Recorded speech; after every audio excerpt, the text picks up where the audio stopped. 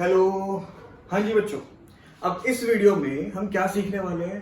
हम दो अच्छी चीजों के बारे में पता करेंगे। एक तो है हमारे पास एसेट्स और दूसरी है लायबिलिटीज।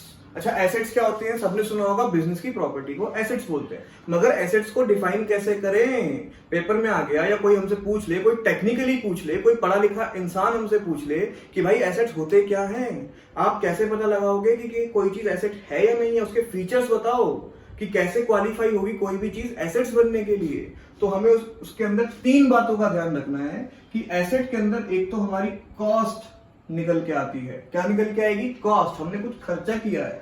दूसरी बात क्या ध्यान रखनी है? हमें उससे बेनिफिट्स मिलने वाले हैं फ्यूचर में। एसेट्स क्या है? कॉस्ट लगी, बेनिफिट्स मिलेंगे। और तीसरी चीज, मैं उसको कंट्रोल कर सकता हूं। कंट्रोल करने का मतलब यूज करना है तो करूंगा, नहीं करना तो नहीं करूंगा।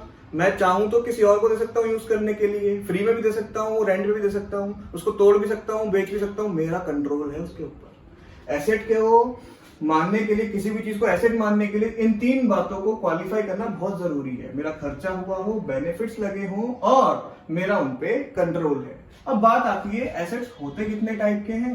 एसेट्स हमारे पास तीन टाइप के हैं, बेसिक। ठीक है ना? कौन कौन से? एक तो नॉन करंट एसेट्स हो गए। दूसरा क्या है हमारे पास? करंट एसेट्स हो गए। अच्छा जी, तीसरा क्या है हमारे पास? Fictitious assets. फिक्टिशियस एसेट्स का एज सच अभी कोई खास रोल नहीं है, समझ में भी इतना नहीं आएगा। कोई बात नहीं, हम आगे पढ़ेंगे चीजों के बारे में, कुछ और नए कॉन्सेप्ट सीखेंगे। जब फिक्टिशियस एसेट वाला कॉन्सेप्ट आएगा मैं आपको जरूर इस पे वापस लेके आऊंगा। पर फिलहाल अभी हमें किस पे जोर डालना है? नॉन करंट और करंट एसेट्स पे, फिक्टिशियस एसेट्स। ठीक है?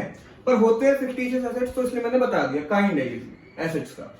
नॉन करंट एसेट्स कौन से होंगे भैया? जो करंट एसेट्स नहीं होते। वाह, क्या बात है। और करंट एसेट्स कौन से होंगे? जो नॉन करंट एसेट्स नहीं होते। अरे वाह, बिल्कुल सही। पर कैसे क्वालिफाई करें कि कोई चीज नॉन करंट एसेट्स बनेगी? तो अगर उससे हमें जो बेनिफिट मिलने वाला है वो मिलेगा मोर देन 1 ईयर के लिए, और करंट एसेट से जो बेनिफिट मिलने वाला है वो मिलेगा हमें विद इन 1 ईयर। ये बहुत ही आसान सी परिभाषा है इनको सीखने के लिए कि नॉन करंट एसेट्स और करंट एसेट्स होते क्या है। अच्छा, वैसे भैया थोड़ा सा फिक्टिशियस एसेट्स का बता दो, जब समझेंगे तो दोबारा समझ लेंगे, कोई दिक्कत नहीं है। अभी बस सुन लो, फिक्टिशियस एसेट्स क्या है? लॉसेस हैं जिनको अभी तक हमने राइट ऑफ नहीं किया है। सिंपल, बस यही खत्म कर दो। बस एक काइंड होता है फिक्टिशियस एसेट। ध्यान देने वाली बात क्या थी? Non current asset, current asset. Non current asset जिसका बेनिफिट 1 साल से ज्यादा के लिए मिलेगा, और करंट एसेट जिसका बेनिफिट हमें 1 साल के अंदर अंदर ही मिल जाएगा। ये तो थी एसेट्स की बात। कॉस्ट, बेनिफिट, कंट्रोल, ये उसके फीचर्स हैं। काइंड कितने? दो, नॉन करंट और करंट। नॉन करंट का बेनिफिट 1 साल से ज्यादा, करंट का बेनिफिट 1 साल के अंदर। अब आते हैं अपने पास जरा लायबिलिटीज पे। इसको मैं रफ कर देता हूं।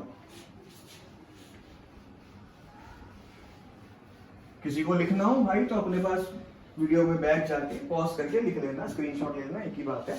अब समझते हैं जरा लायबिलिटीज को। लायबिलिटीज का मतलब क्या होता है? लायबिलिटीज का भैया मतलब होता है हमने उधार लिया हुआ है। ओ भाई साहब, पर वही बात, कैसे क्वालिफाई कर रहे हैं कि लायबिलिटी है कोई चीज? सबसे पहली बात वो है हमारे लिए एक ऑब्लिगेशन।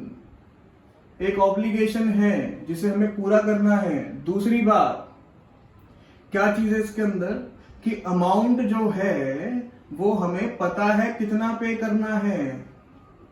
ठीक है? और तीसरी चीज कि हमें ऑब्लिगेशन हो गया, अमाउंट नोन हो गया। तीसरी चीज का कि हाँ, जिसका आउटकम क्या होगा?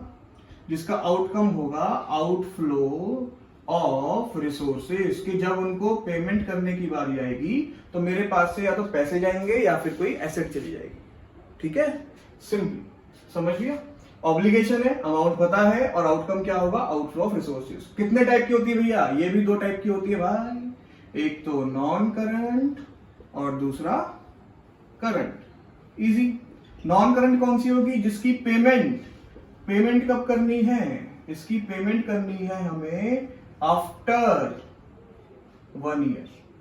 तो करंट कौन सी हुई? जिसकी पेमेंट कब करनी है हमें? जिसकी पेमेंट करनी है विद इन 1 ईयर। ये बेटा मैं फिर बता रहा हूँ, ये बहुत ही सिंपल सी डेफिनेशन है, और भी बातें होती हैं जिनको ध्यान में रखना होता है, मगर बेसिक समझने के लिए इतना बहुत है कि हाँ भाई जिसकी पेमेंट 1 साल बाद होनी है वो नॉन करंट है, जिसकी पेमेंट 1 साल के अंदर अंदर होनी है वो हमारे लिए करंट है। बस लायबिलिटीज क्या है, ऑब्लिगेशन है, अमाउंट हमें पता है, जिसका आउटकम क्या होगा, आउटफ्लो ऑफ रिसोर्सेज। कितने टाइप की है, नॉन करंट और करंट। पेमेंट 1 साल बाद तो नॉन करंट, और अगर पेमेंट 1 साल के अंदर तो करंट। तो ये था बच्चों हमारे पास लायबिलिटीज और एसेट्स के बारे में। आई होप आप सबको अच्छा लगा होगा, समझ में आया होगा। इसको लाइक करना, शेयर करना, और ऐसे ही अच्छी नॉलेज जानने के लिए, सब्जेक्ट को समझने के लिए अच्छे से हमारे चैनल को सब्सक्राइब कर देना। Okay, tata, bye bye, take care.